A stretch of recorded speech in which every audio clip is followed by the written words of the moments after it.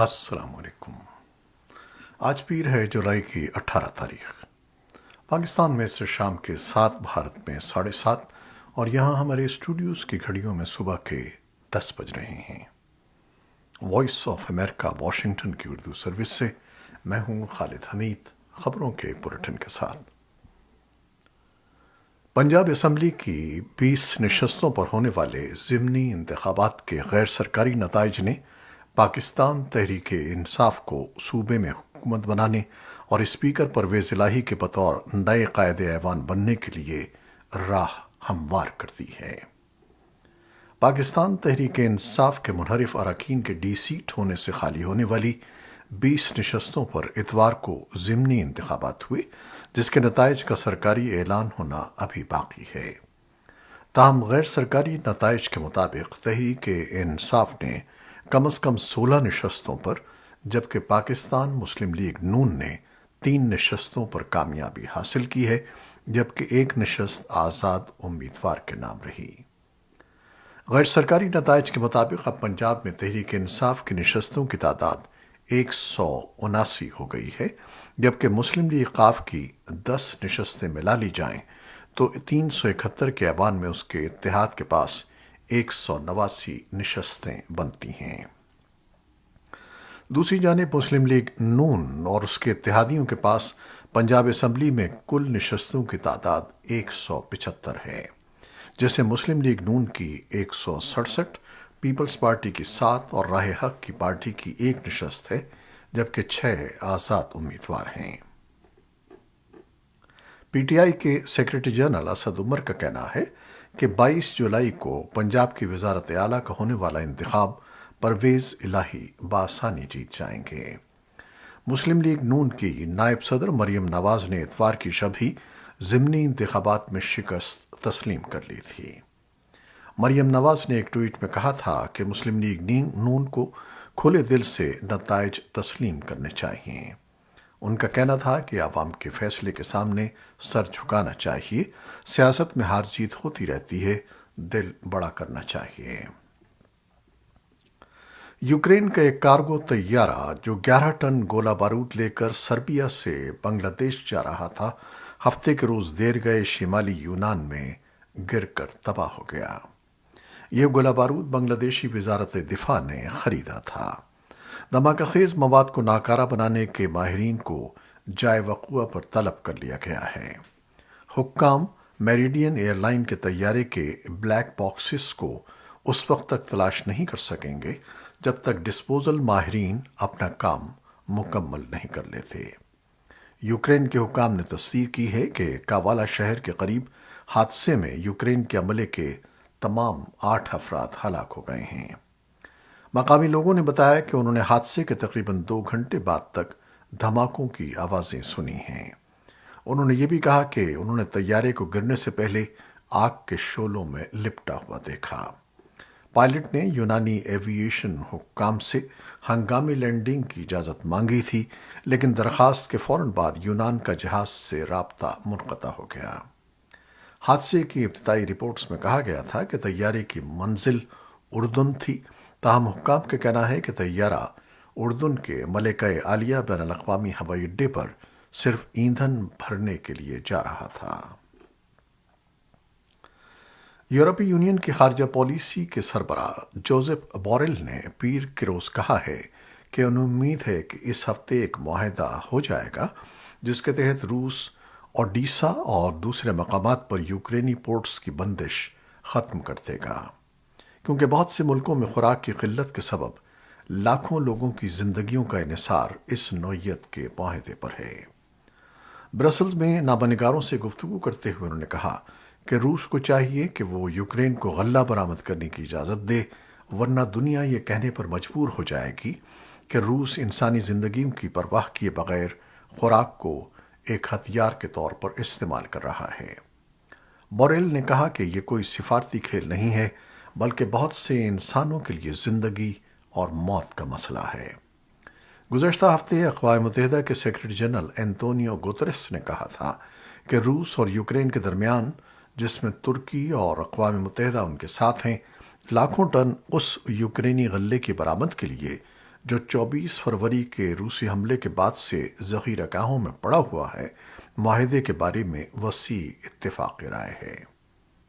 یورپی ملکوں کے وزرائے خارجہ برسلز میں یوکرین کے لیے مزید حمایت پر غور کرنے کے لیے مل رہے ہیں، جس میں فوجی مدد بھی شامل ہے۔ اے پی کے مطابق یوکرین کے صدر ولادیمیر زیلنسکی نے ملک کی طاقتور security agency S P U کے سربراہ اور پروسیکیوٹر جنرل کو ان کے عہدوں سے برطرف کر دیا ہے۔ ایس بی یو کے سربراہ ایوان بیکانوف اور پروسیکیوٹر جنرل ارینا وینڈیکوتراوا کو برطرفی کا اعلان صدر زیلنسکی کی آفیشیل ویب سائٹ پر کیا گیا۔ صدر زیلنسکی نے کہا کہ برطرف افراد سے متعلق یہ اطلاعات سامنے آئی تھیں کہ ان کے اداروں کے کئی کارکن روس کے ساتھ مل کر یوکرین کے خلاف کام کر رہے تھے۔ امریکی بحریہ کا کہنا ہے کہ اس نے متنازعہ اسپراٹلی جزائر کے قریب اپنے ایک تباہ کن بحری جہاز کو گزارنے کے بحیرہ جنوبی چین میں اپنے بحری حقوق اور آزادیوں پر زور کا اظہار کیا ہے۔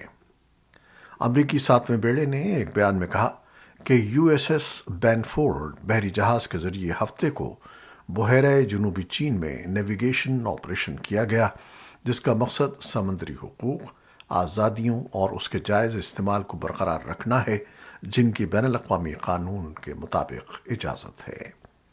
امریکی بحریہ کا یہ آپریشن چین، ویتنام اور تائیوان کی طرف سے بے ضرر سمندری نقل و حرکت پر عائد پابندیوں کو چیلنج کرتا ہے۔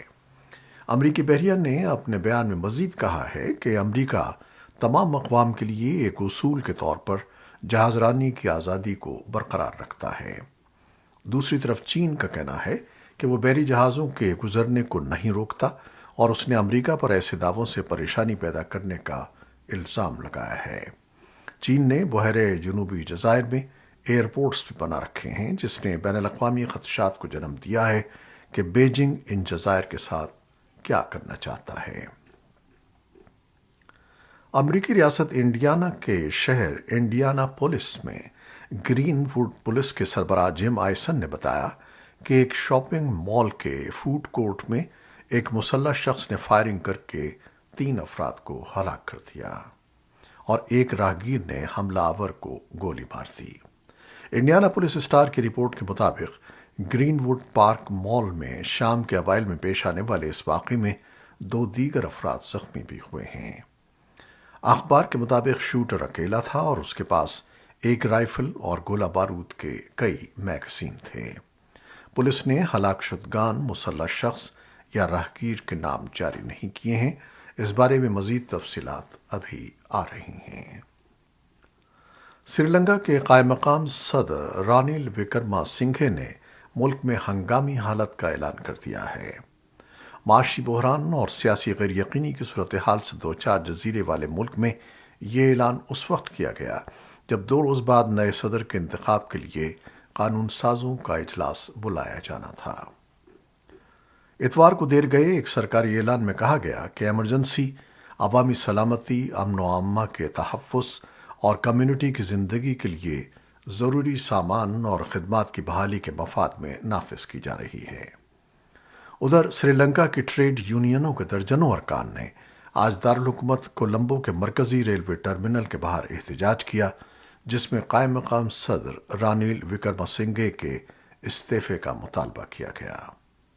توقع ہے کہ وکرما سنگھے صدارت کے امیدواروں میں شامل ہوں گے، کیونکہ حکمراں جماعت نے، جو پارلیمنٹ میں سب سے بڑا گروپ ہے، کہا ہے کہ وہ ان کی حمایت کرے گی۔ لیکن بڑے پیمانے پر مظاہروں میں جس نے ملک کو ہلا کر رکھ دیا تھا، وکرما سنگھے کے استعفے کا مطالبہ کیا گیا تھا، اور بہت سے مظاہرین کا کہنا ہے کہ اگر وہ جیت گئے تو وہ ان کی برطرفی کے لیے اپنی مہم جاری رکھیں گے۔ بھارت کے 15ویں صدر کے انتخابات کے لیے پیر کو پارلیمنٹ اور ریاستی اسمبلیوں اور مرکز کے زیر اہتمام علاقوں کے قانون سازوں نے اپنا حق رائے دہی استعمال کیا۔ صدارتی انتخابات کے لیے تقریباً 4000 قانون سازوں نے ووٹ ڈالے۔ صدارتی انتخابات کے نتائج کا اعلان 21 جولائی کو کیا جائے گا، جبکہ 25 جولائی کو نئے صدر حلف اٹھائیں گے۔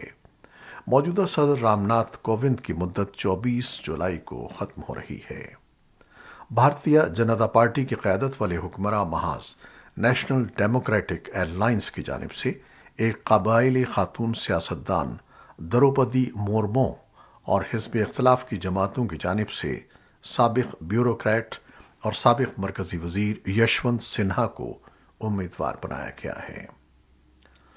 طالبان اور پاکستانی حکام کا کہنا ہے کہ وزارت تجارت کے سیکریٹری صالح احمد فاروقی کی قیادت میں ایک پاکستانی وفد 18 سے 20 جولائی تک کابل کا دورہ کرے گا۔ دونوں ممالک کے درمیان دوطرفہ اور ٹرانزٹ ٹریڈ میں تاجروں کو درپیش مسائل پر تبادلہ خیال کیا جائے گا۔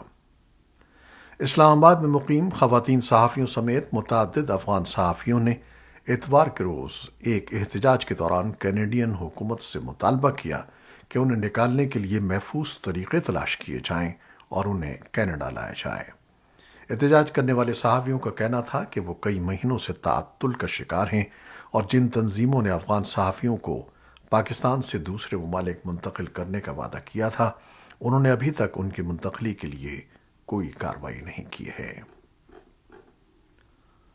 افغان مقامی میڈیا نے بتایا ہے کہ ازبکستان کی وزارت دفاع نے ازبکستان کے اندر افغانستان سے گولہ باری کی خبروں کی تردید کی ہے۔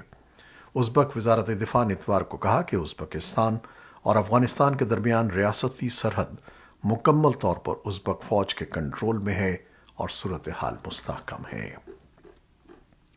یہ تھیں وہ خبریں جو فیس بک لائیو پر ہم نے آپ کے لیے پیش کی۔ ہماری ویب سائٹ، یوٹیوب اور پوڈ کاسٹ پر یہ بلیٹن آپ کے لیے پوسٹ کر دیا جاتا ہے، جسے آپ بعد میں بھی دیکھ سکتے ہیں اور سن سکتے ہیں۔ آپ ہمارے بلیٹن کو شیئر کرتے ہیں اور اپنے کمنٹس میں اپنی محبتوں کا اظہار کرتے ہیں، جس کے لیے ہم آپ کے بے حد ممنون ہیں۔ ہمارے آج کے نیوز ایڈیٹر قمر عباس جعفری کے ساتھ خالد حمید کو اب اجازت دیجیے گا۔ اللہ حافظ۔